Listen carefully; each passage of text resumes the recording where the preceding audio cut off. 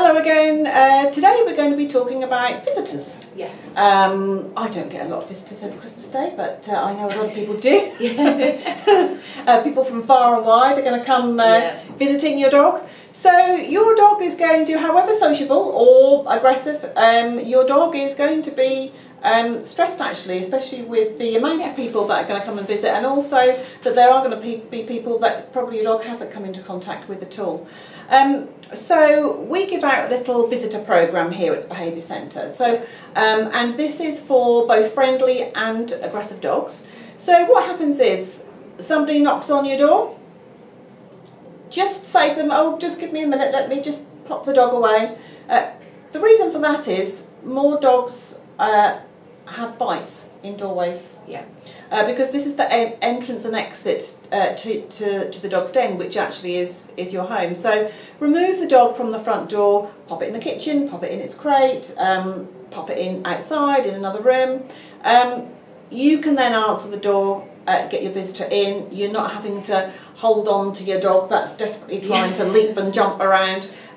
Get your visitors in, get them seated, pour them a glass of sherry, and it's fine.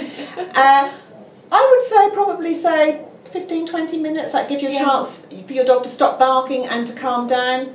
Then allow your dog to come in. If you've got a over boisterous dog or a puppy, to bring it in maybe on a lead. Yes. So that you've got some control there. Otherwise you're going to be rushing around holding and trying to pin this dog down. So especially if they're a jumper. Oh, exactly. So bring it through on a lead. So you've got the control there. Ask your visitors to ignore.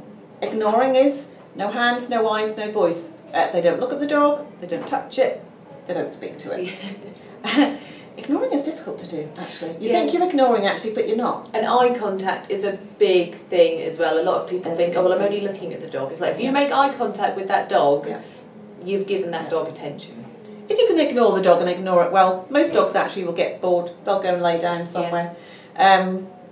After maybe 5-10 minutes of ignoring, you can then call the dog to you, give it a treat, pat it on the head, but done in a very calm way. So that's how we suggest introducing dogs to people. Yeah, and there are some general rules you should stick to as well. So we would say always, always, always supervise your dog with visitors that they're not familiar with. If it's your mum or dad or your son or daughter that your dog sees all the time and they absolutely love, then that's absolutely fine. But anyone they haven't met before or they haven't met very often, absolutely supervise them. And we can't stress it enough, if you've got kids coming around, especially young kids, and with any type of dog, just because you've got a small dog, so just because I've got a Jack Russell doesn't mean that I would leave him unsupervised with young children, because any dog, it's not necessarily aggression, it can fear, stressed, nervous, can cause a little bit. And some kids are really frightened of dogs as well. I've got children in my family that are petrified. I was terrified of dogs when I was little. And it is one of those things that for your dog's safety and for the kids' safety, just have someone in there keeping an eye on them. Never leave your dog chained up or out of the way, as this can start to cause guarding problems. It would also cause them to get quite stressed if you leave your dog chained up somewhere if people come around for dinner and they're there for 5-6 hours and your dog's chained up or shut in another room the whole time. It's going to stress them out a lot as well. I think if your dog is used to a crate, then I would, if you want to, put your dog somewhere safe where it can't get up to mischief or you just want to break from it, then just pop it in its crate. Yes, absolutely. Definitely keep an eye out for doors and windows that might have been left open, especially with lots of people coming in and out of the house. Yeah, and also family members that may not have dogs at home who think, well, I'm just going to go outside, and don't think to close the door behind them, because again, if they're anything like my dog, an open door is an open invitation basically to run and play in the field. Make sure that, so the opposite of shutting your dog away, make sure that you give them the option if they need it to have a quiet space. Especially if you've got a little bit of a nervy dog or maybe an older dog that needs a little bit more rest. If they've got their crate, make sure that their crate is somewhere quiet that they can just go and take themselves away to. And if they go in there, just say... a good idea is a bedroom. Yes. It's out of the way, isn't it? Yeah, and especially say to kids as well, if the dog has gone upstairs, just leave it be for a little while, let them have a rest.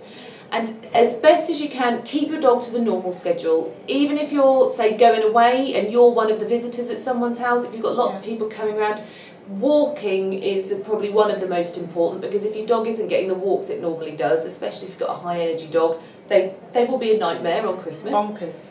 And also, as well as feeding and playing. So while you don't want to overstimulate your dog, you don't want to ignore them either. So stick to the routine as much as you can. Thanks for listening. Right, we'll see you tomorrow. Bye.